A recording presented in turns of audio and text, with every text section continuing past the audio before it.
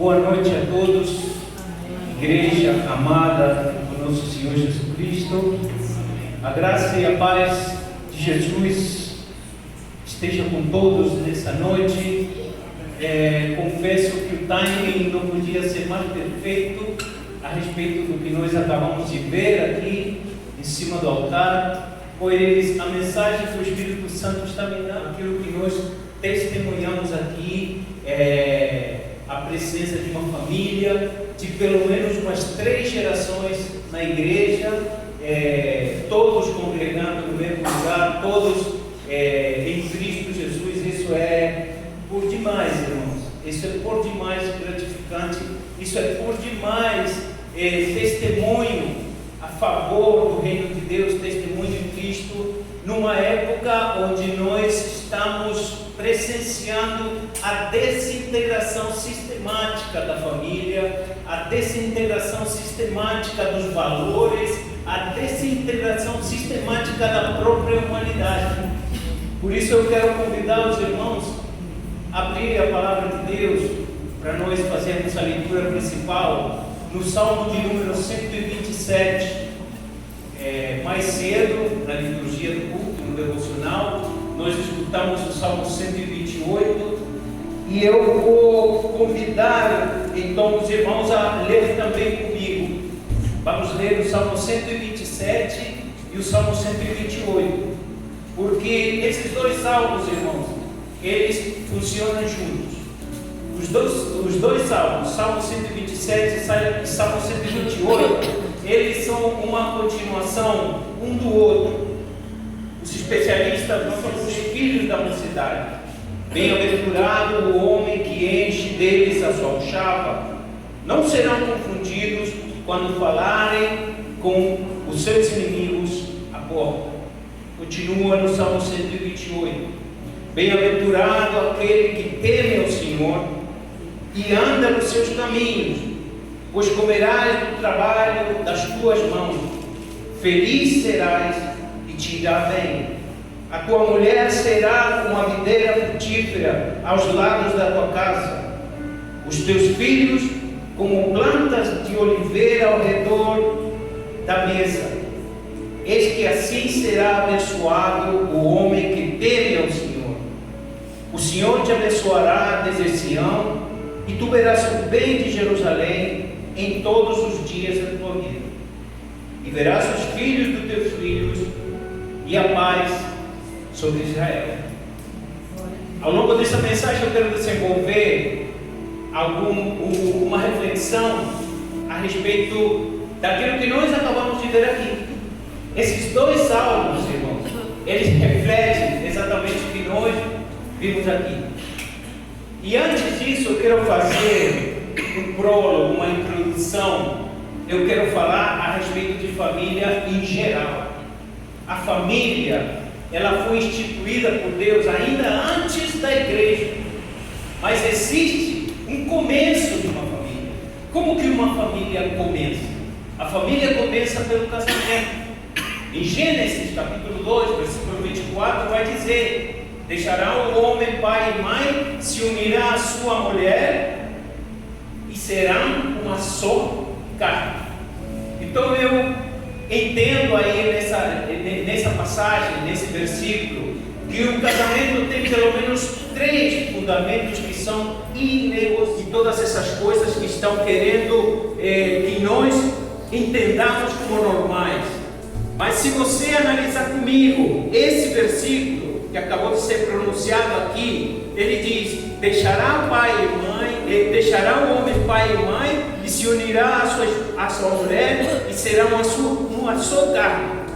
Primeiro, ele diz que homem e mulher, é isso que significa o casamento à luz da Bíblia e conforme a vontade de Deus. O casamento é entre um homem e uma mulher. O primeiro fundamento do casamento é heterossexual. O casamento é heterossexual, à luz da Bíblia e conforme o mandamento de Deus, né? E ele diz: e se unirá à sua mulher.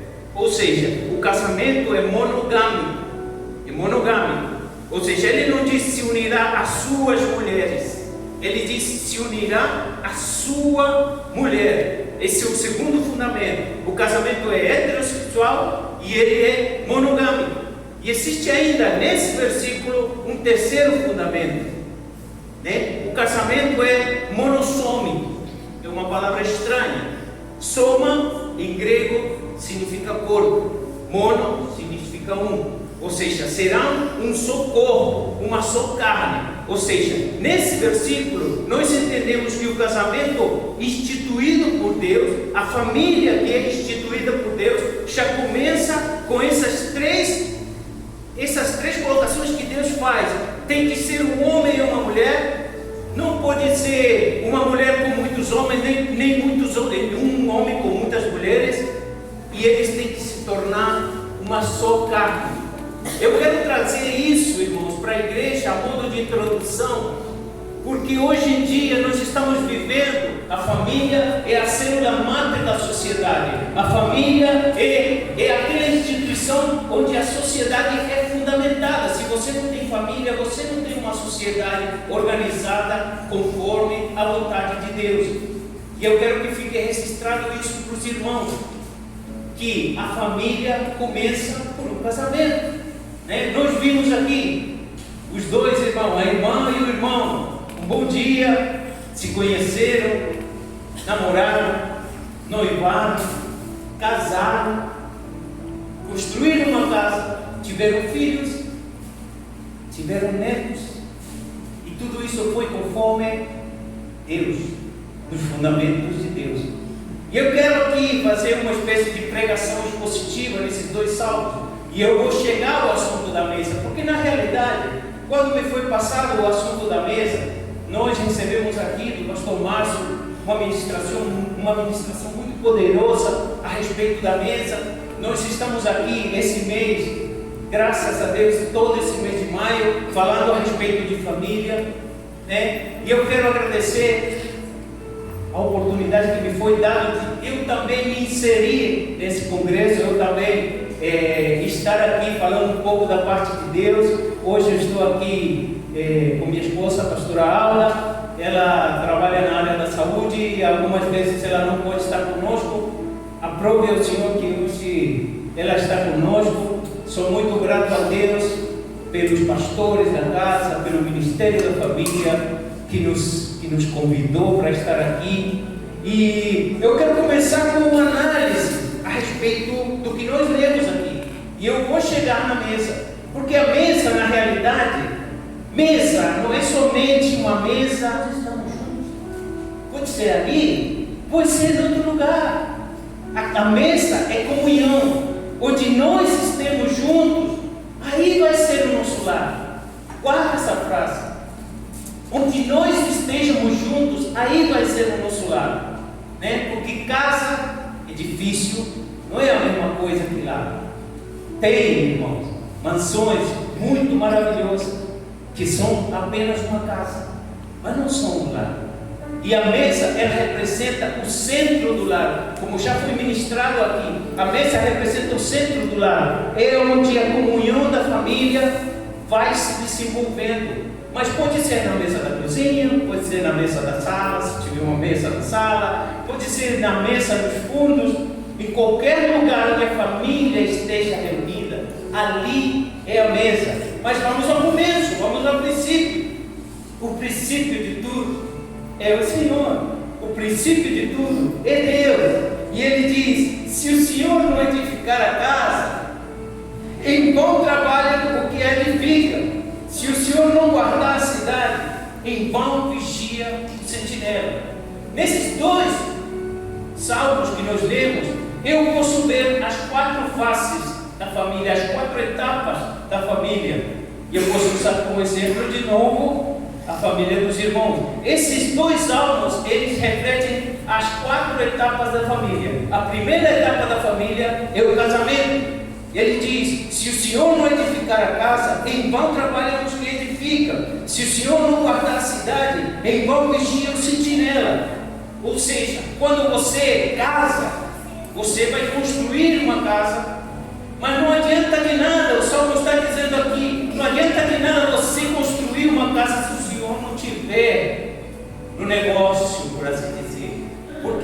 Jesus, né? Aquele que constrói a casa na rocha, pode vir vento, pode vir tempestades, que a casa não é derrubada. Por isso ele diz, no Salmo número 127, no versículo 2, ele diz: inútil será levantar de madrugada, repousar tarde, comer o pão de dores, pois assim dá eles a seus amados o sono. Ou seja, se você construir uma casa sem a base fundamental que é Deus, você pode trabalhar, você pode ganhar muito dinheiro, você pode construir muitas coisas, mas essas coisas não estão em Deus. E se elas não estão em Deus, uma hora ou outra vão derrubar. Mas aqueles que temem o Senhor prospera ainda quando eles estão dormindo. É exatamente isso que ele está falando. E no versículo número 3 ele diz: a segunda parte, a segunda etapa do casamento. Houve o casamento e agora vem os filhos pequenos. É a segunda etapa da vida de uma família. Casaram, agora ele vem os filhos pequenos. Ele diz: inútil vos será levantar de madrugada, repousar à tarde, comer pão de dores. No versículo 2. No versículo 3 diz: eis que os filhos são a herança do Senhor, e o fruto do ventre o seu galardão. Segunda etapa da família, os filhos pequenos são herança do Senhor. Isso temos que ter muito claro. Os filhos são bênção e são a herança do Senhor. Se você construiu a sua casa, se você construiu o seu lar em Deus e você teve filhos, você tem que entender que esses filhos são a herança que Deus está te dando, irmão. É a posteridade. E aqui ele continua explicando ainda, no versículo 4, ele diz: como flecha nas mãos de um homem poderoso, assim são os filhos da mocidade. Bem-aventurado o homem que enche deles a sua chapa. Porque ele diz como flechas lançadas por um homem poderoso? Porque os filhos, você prepara eles para a posteridade, para eles crescer, para eles desabrochar. E como é isso? O salmista aqui, ele usa uma figura. Você tem um filho pequeno e você está criando ele para a vida. E o que você está fazendo? Você está esticando o arco. Você vai esticando o arco. E ele tem 8, ele tem 9, ele tem 10, ele tem 15, ele tem 18. E ele tem 20 anos. Quando ele está preparado, quando ele está crescido e ele está preparado, você lança seu filho. Mas quando ele é lançado para a vida, já teve todo um alicerce. Lembra que você alicerçou a sua casa em Deus? Que você alicerçou o seu casamento em Deus? Então a segunda parte, os filhos pequenos, e aqui a gente já está entrando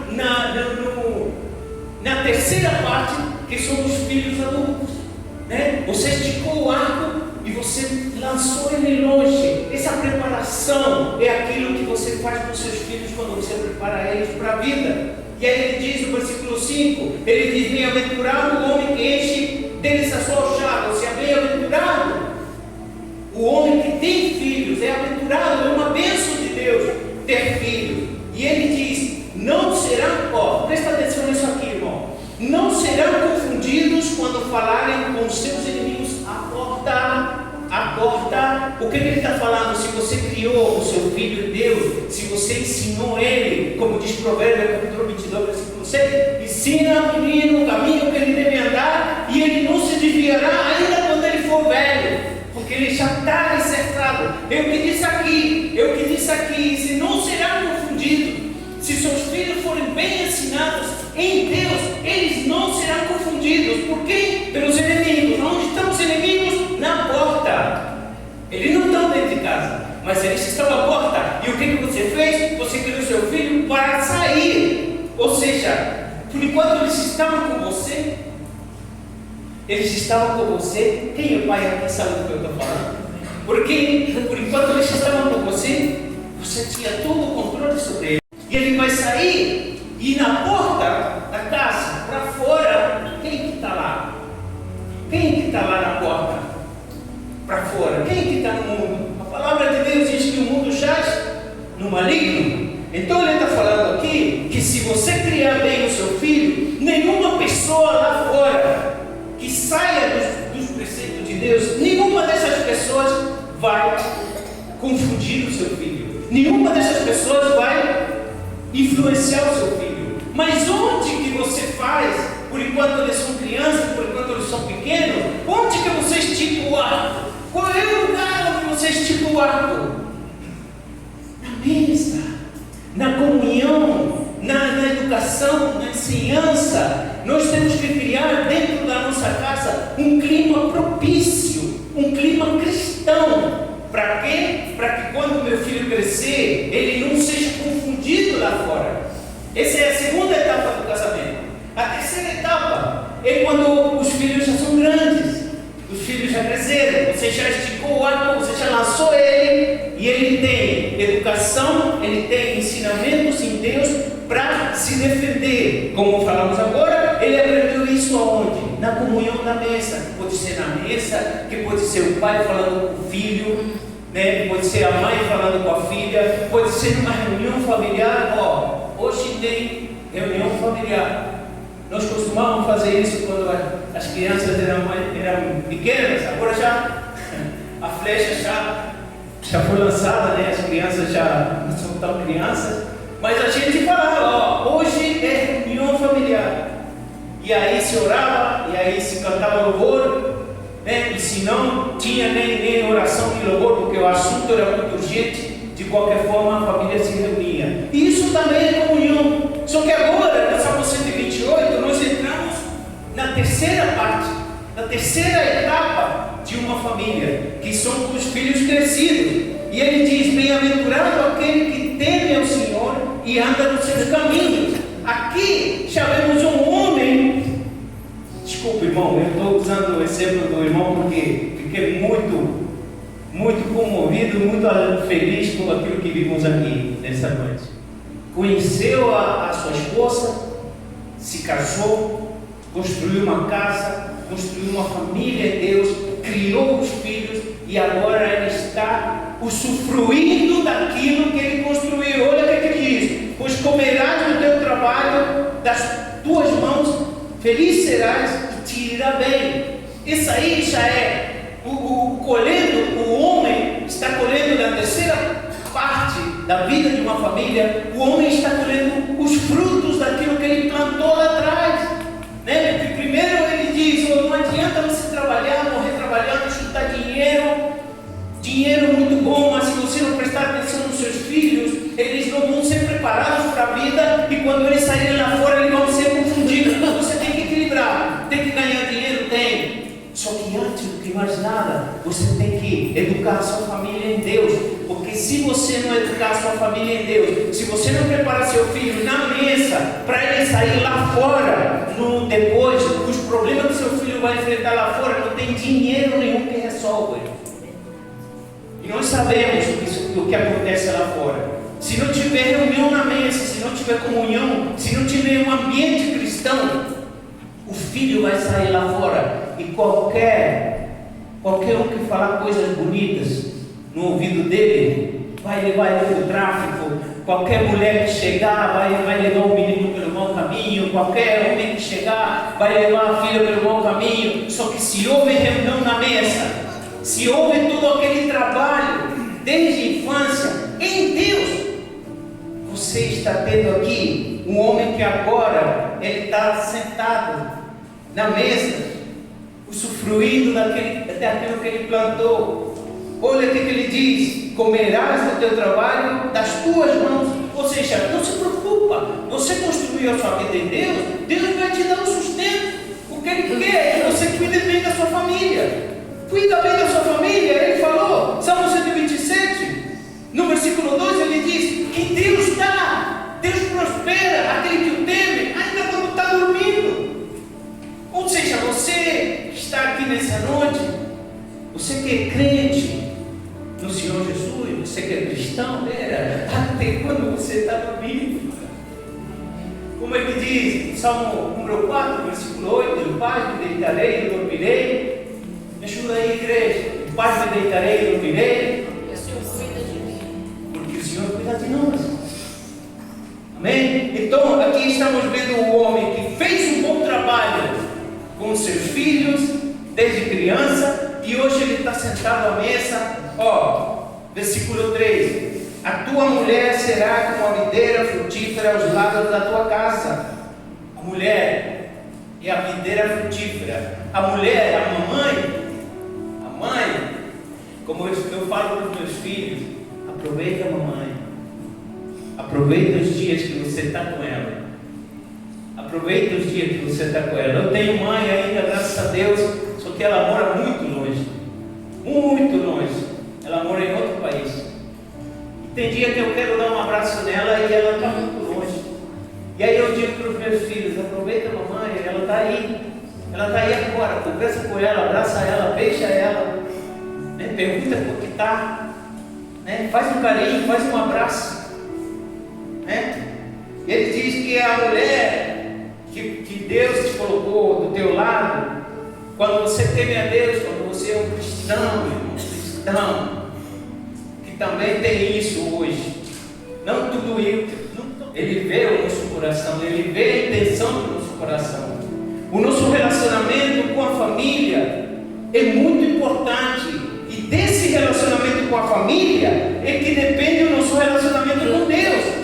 Olha o que diz Pedro na sua primeira carta, no capítulo 3, versículo 7, que para coabitar com a mulher, com a nossa esposa, nós temos que fazer isso com entendimento.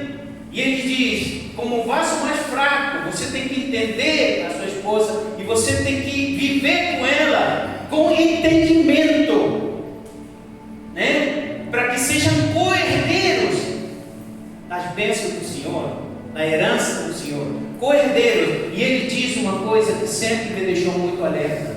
Ele diz: para que não sejam interrompidas as tuas orações. Ou seja, que se você não fundamenta a sua família em Cristo, se você não vive com sua esposa com entendimento, se você não respeita seus filhos, se você não respeita a sua família, não adianta nada orar, porque o Senhor não vai ouvir. É isso que Pedro está falando. Ou seja, o relacionamento com a família é fundamental para eu poder me relacionar com Deus. Por quê? Porque cada vez que Deus quer nos mostrar alguma coisa de muito importante, que Ele quer que nos saibamos, Ele utiliza uma figura familiar. Ele diz assim, Isaías 49:15, Ele diz, me ajuda aí, igreja. Isaías 49:15, Ele diz que ainda que a mãe se esquecesse do filho, eu não me esquecerei. O amor de Deus, ele é comparado ao amor de mãe. Ou seja, na face da terra, o único amor que chega aí, comparado com o amor de Deus, é o amor de mãe. Ou seja, Deus usa figuras. Quando ele quer falar do pai, por exemplo, ele diz que pai, e o filho lhe pedirá pão, lhe dará uma pedra. Então aí ele utiliza a figura do pai. E assim adiante. Eu estou falando essas referências bíblicas para nós entendermos que para chegar ao estágio que esse homem chegou, de ter paciência com a mulher como videira frutífera, ele tem que cumprir todos os preceitos de Deus. Malaquias, no livro de Malaquias está escrito: não adianta nada você me trazer ofertas ao meu altar, se o Senhor viu que você foi desleal com a mulher da sua mocidade. Então não adianta vir aqui chorar, levantar os braços, trazer oferta, dar uma boa oferta para a igreja. Por quê? Porque o Senhor vê o que você está fazendo dentro de casa. O que você está fazendo dentro de casa. Então, eu quero ressaltar essa parte e dizer, continua aqui no versículo 3. Ele diz: os teus filhos como plantas de oliveira à roda da tua mesa. Os filhos grandes, já todos crescidos, como nós vimos aqui, todos os filhos crescidos, já todos os filhos, cada um com sua vida, seu trabalho, seus estudos, cada um morando na sua casa, talvez, mas isso aqui me remete que pode ser uma cena de domingo. Lá no meu país, por exemplo, se acostuma muito comer ravioli domingo. Ravioli é uma pasta italiana, comida italiana. Eu lembro da minha família, né? É pasta, é macarrão. Macarrão, domingo é aquela macarronada. E antigamente, quando a mãe da minha mãe era viva, era aquela mesa enorme. E era umas panelas de macarrão. Era macarronada para todo mundo. Aqui, de repente, isso, cada lado. Imagina comigo, irmão. Um homem temente a Deus, que ele construiu a sua casa na rocha, que ele edificou, Deus escolheu a mulher certa para ele, e ele estava sentado sofrendo com seus filhos. E ele diz que os filhos são como plantas da oliveira ao redor da mesa. Essa foi a terceira parte da família. E você viu que durante a mensagem toda nós estamos falando de mesa, irmão. Desde o começo, no começo, quando casaram, eram só eles dois sentados à mesa. Mas eles dois já eram uma família. Aí depois eram os filhos pequenininhos, sentados em ponta da mesa, quando você consegue mesmo. Porque pequeno não fica muito tempo na mesa, não. Pequeno é difícil. E depois, quando é adolescente, mais difícil ainda. Já terminou de comer, já tem o celular, mas a gente tem que prezar, irmão. Como se falou aqui, a gente tem que prezar. O pastor pregou aqui. Tem que prezar pela comunhão na mesa sem celular. E lembro muito bem que o pastor falou isso. Sem celular na mesa. E agora nós vamos entrar na quarta etapa da família. Na quarta etapa da família, que são os netos. Está refletido aqui também, nesses dois salmos. No primeiro está refletido o casamento e os filhos pequenos. No segundo salmo está refletido os filhos já grandes. E na segunda parte do salmo, diz aqui a partir do versículo 4, diz: e eis que assim será abençoado o homem que teme ao Senhor. O Senhor te abençoará desde Sião, e tu verás o bem de Jerusalém todos os dias da tua vida. Ou seja, ali já a vida do homem de Deus já está próspera, ele já está feito, como se diz. Feito não é, irmão, prosperidade não é dinheiro. O Senhor está me mandando dizer isso para a igreja nessa hora. Prosperidade é paz, prosperidade é harmonia. Estamos falando do reino de Deus. Ninguém está falando que o dinheiro aqui não é necessário. Mas prosperidade, irmão, prosperidade é você ter paz na sua família. Prosperidade é isso aqui, é ter uma família alicerçada em Deus. Irmão, eu conheço gente que tem dinheiro, mas não tem paz.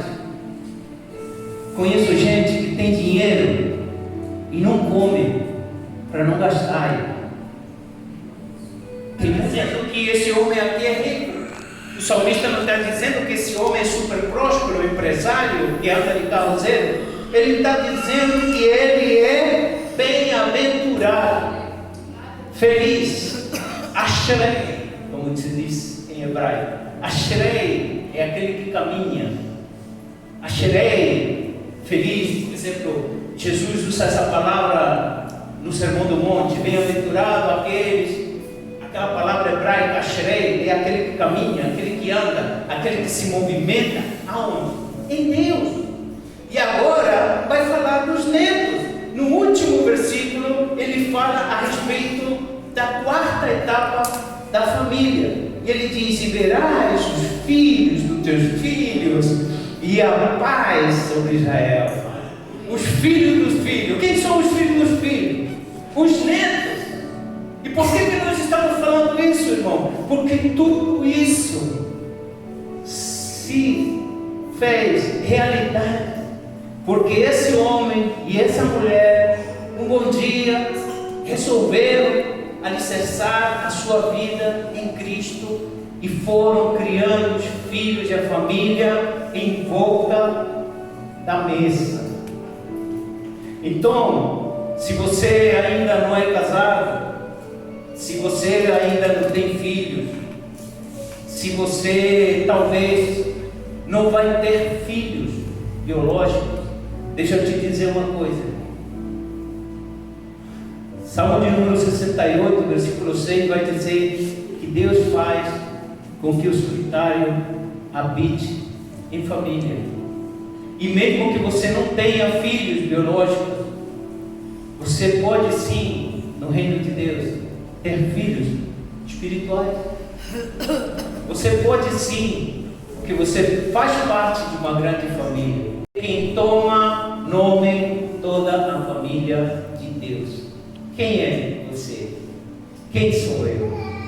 Nós somos família de Deus. Quem é o nosso irmão? O primogênito. Quem é o primogênito entre muitos irmãos? É Jesus. Então nós temos uma família em Deus. Nós temos uma família em Cristo. Eu estou falando isso para aquele que de repente não teve a oportunidade de construir fazer toda essa construção em Deus, irmão. Sempre há tempo. Isso pode ser hoje. Hoje pode começar para você uma nova vida. Hoje você pode adotar um filho espiritual e você pode começar a cuidar dele. Por quê? Porque você foi preparado ao longo de todo esse tempo que você está na igreja. Você pode não perceber, mas Deus está moldando você. Deus está moldando ele. Ele está nos ensinando. E às vezes nós nos subestimamos e achamos que com o pouco que a gente sabe, a gente não pode ensinar outra pessoa. Mas você pode, irmão. Você pode.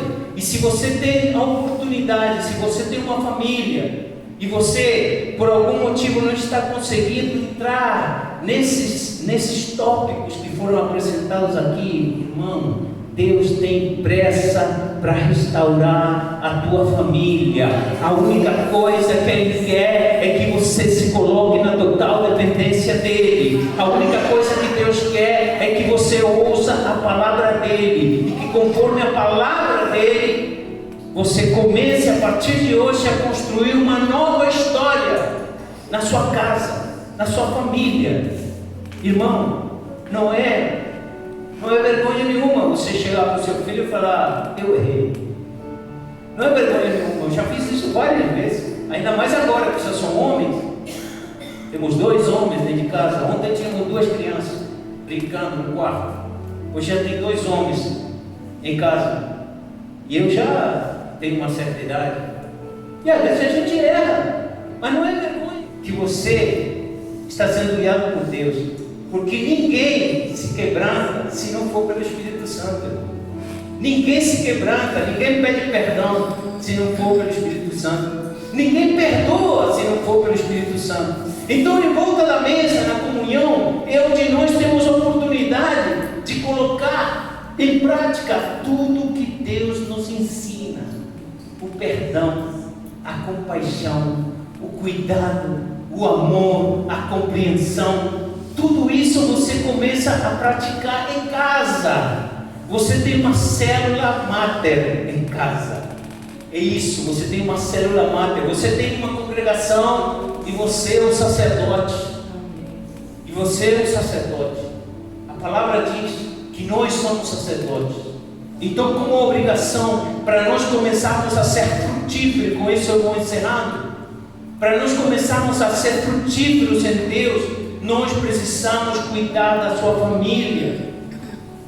1 Timóteo capítulo 5, versículo 8 diz, versículo muito conhecido: aquele que não cuida dos seus, principalmente os da sua família, já negou a fé e é pior do que o incrédulo. Eu já preguei isso aqui, eu não vou pregar de novo. Irmão, é uma coisa muito séria. Você cuidar da sua família, depende disso o seu relacionamento com Deus. Que nessa noite eu e você saiamos daqui com esse ensinamento de Deus. A família em primeiro lugar. E não importa o que queiram te vender lá fora, não importa que eles achem que é normal, para nós não é normal. O que é normal para nós é o que Deus escreveu na sua palavra: é homem e mulher. É homem e mulher. E ninguém vai me conhecer que depois geram filhos, que geram filhos. Porque se você juntar 2 pessoas do mesmo, como se diz, você sabe, não tem geração, não tem posteridade, não tem a flecha.